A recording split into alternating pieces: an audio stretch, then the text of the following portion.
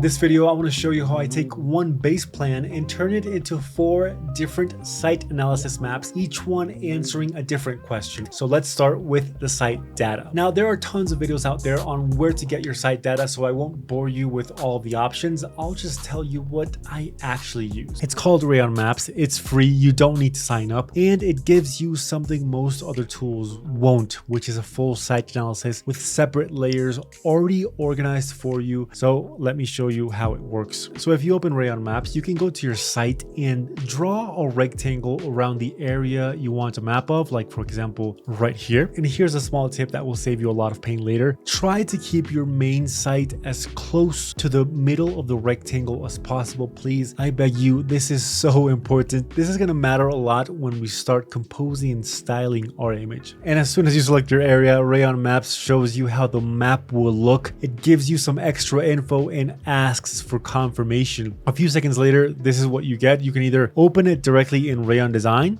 like this, or you can export it as a CAD file. Again, all of this for free. I haven't signed up for anything at all. Below, you can see site metrics, area, number of buildings, built footprint, green coverage. Then it gives you 2 map options, feature breakdown and program breakdown. Depending on which one you download, you can have very specific information about your site.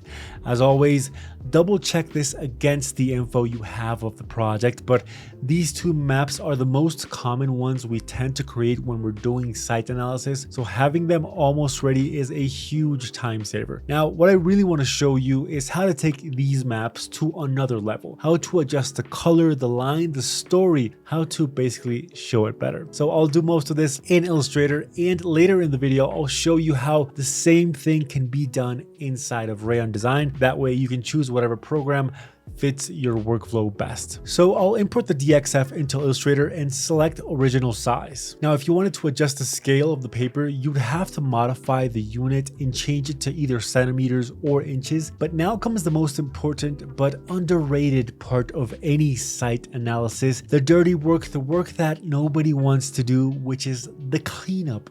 Cleaning up your file. Because if you look closely layer by layer at our current map, you can see things like, for example, the water layer is not closed off. There's a layer called road surfaces that isn't really useful for us, and it's better to just delete it, of course.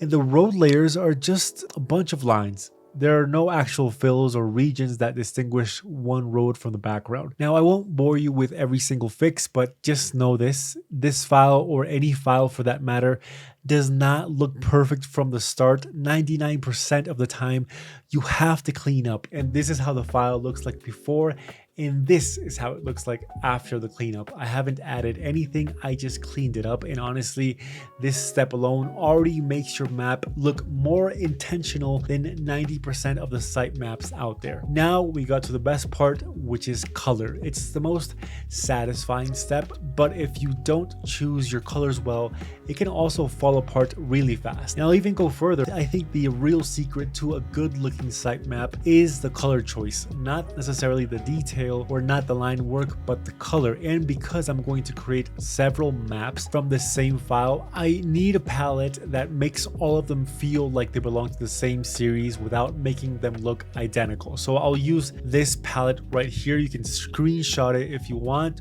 or save it for later. And once you have it, just paste it inside of your Illustrator file and use the color sampler to pull the colors into each layer and into each object. So I'll start by turning off some layers like the nature layer. I'll add a background layer and make it a sort of grayish off-white like this one. Then I'll grab the main streets, the ones I've drawn separately, and make sure their fill is completely white. And for the buildings, I'll select all of them and change the fill to dark gray and turn off the stroke. Now, here's a small trick that I always use with buildings. First, let's get this layer and let's duplicate it. If you hold Alt and drag the layer down, you create a copy. Then with the arrow keys, move it down and a bit to the left. Finally, darken the fill of this duplicated layer. And now it looks like the buildings are casting shadows. It's a tiny detail, but it really makes a huge difference if you want to add, some depth to this site plan.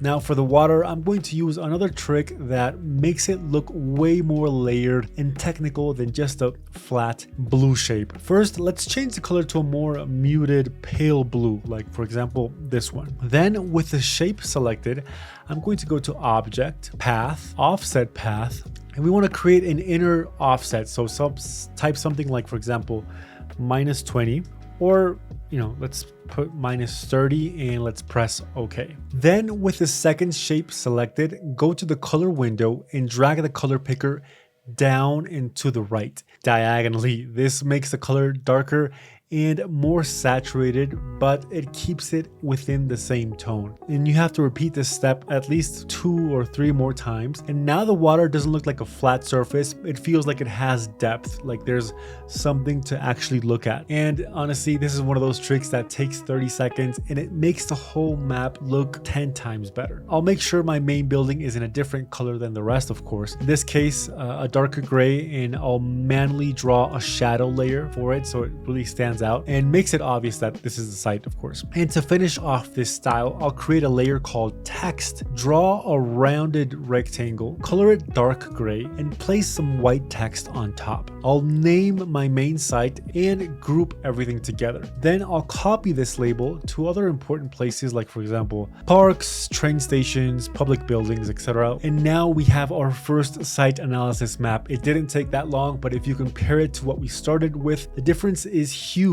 I'll save this one as a separate file just in case I need it and move on to the next. Now for the second map, I'll do it in 3 really simple steps. First, let's change the main building color to red. I like to use this red. It's not too bright, but it's well saturated. Sometimes I feel like I talk a lot about colors, and honestly, this is just how I think I am in real life. If we were getting coffee at some point, I'd probably end up talking about colors. Anyway, first, change your building to red. Second, change the rest of the buildings to dark gray. Not black, but dark gray. There's a huge difference between both of these colors. And third, let's turn off the shadows. And voila, now we have our figure ground analysis map, or our Nolli map, whichever way you want to call it best. We have 2 maps now. It's looking really, really good. Now, I know what you're thinking. You probably need to show more stuff. Vegetation, program, access, right? Well, that's what the next 2 maps will do. So for map 3, I'll change the buildings to white and add a black stroke around them. Then I'll turn the vegetation layer back on. And here's where I want to add some texture and depth, because a flat layer of green is one of the things that makes the site maps feel kind of cheap.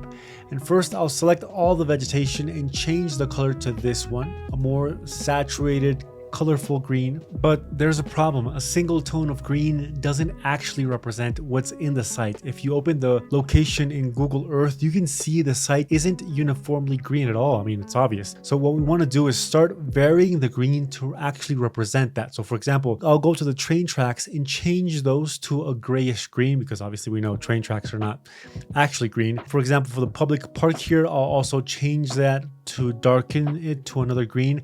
The important thing here is to stay within the same hue and just adjust the saturation and brightness. Remember the diagonal line that we talked about. So I'll alternate between the 3 hues of green and start coloring different areas depending on their use scale or their character. Then I can turn on the tree layer, select all the trees, and shift the hue so they sit nicely within the rest of the green areas. And this is how the map looks like in its 3rd style. Finally, to add the program data to our map, here's a small trick that saves a lot of time. Go to your layers options in the top right corner and make sure the paste remembers layers is on. Then go to your program file, select all the layers, press Ctrl C, and back in our base file, press Ctrl V and select create a new color swatch and apply to all. And now I have all of my program layers inside of my main file. Now to color them, I'll use a tool nobody really talks about, which is the built-in color libraries in Illustrator. So for this, let's go to Window,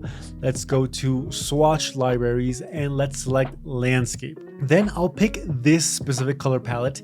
I'll click on the office layer and click on the first color. I'll click on the commercial layer now and now pick the next color, and so on and so forth until all of your layers look like this. And finally, I'll change the stroke of the building layer to a darker reddish brown. And there you have it, 4 site analysis maps, 1 base file. Now, here's what I want you to take away from this. The reason most site maps don't work is not because they're missing detail.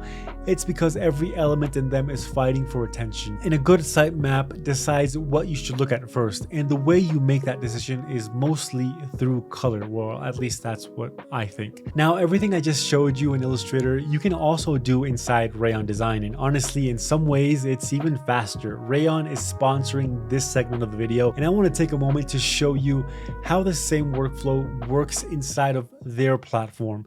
So we go back to Rayon Maps, but this time, instead of exporting to CAD, we'll select Open in Rayon. You can create a Rayon account completely for free, and when the file opens, you can modify the colors of each fill directly. So I'll change the building colors, change the water color, and add a background color. It's really straightforward, but the big advantage here is that I can create sheets that are ready to print or present. So once you have all of your site maps ready, like for example these, you can go to your canvases and create a new one. I'll select paper canvas and click on create page. Then I'll select create view from import and adjust the view of my main map inside the paper canvas. I'll create 3 smaller circles next to the main map. I'll select them. I'll click convert to view and define the view for each one. Next, I'll adjust the scale and framing until they all look right. Then I'll go to the Rayon block library, which has hundreds of really useful blocks, and type in title block. And I'll pick the one that fits this plan best. Like for example, this one. I'm going to download it. I'm going to drop it into my drawing. I'm going to adjust the scale and modify things like, for example, the project info, the name, the scale, all of that. I can also add extra text to each drawing. I can swap in my logo and add a north symbol and add any other important details that I want. And just like that, I have a really impressive site plan that's ready to present and ready to export. I want to thank Rayon for sponsoring this video and helping us make more content like this. There's a link in the description to sign up for Rayon completely for free if you want to try it. So out of the 4 maps I showed you, which style did you like the most and why? And what other site analysis tutorials do you want me to make? Let me know in the comments. I actually read them and I'm eager to continue the conversation down there. If you want to see how I apply this same thinking to floor plans with 3 different levels of complexity, you can watch this video right here. Now, that's all for this video. Thank you all for watching, and I'll see you in the next one. Bye.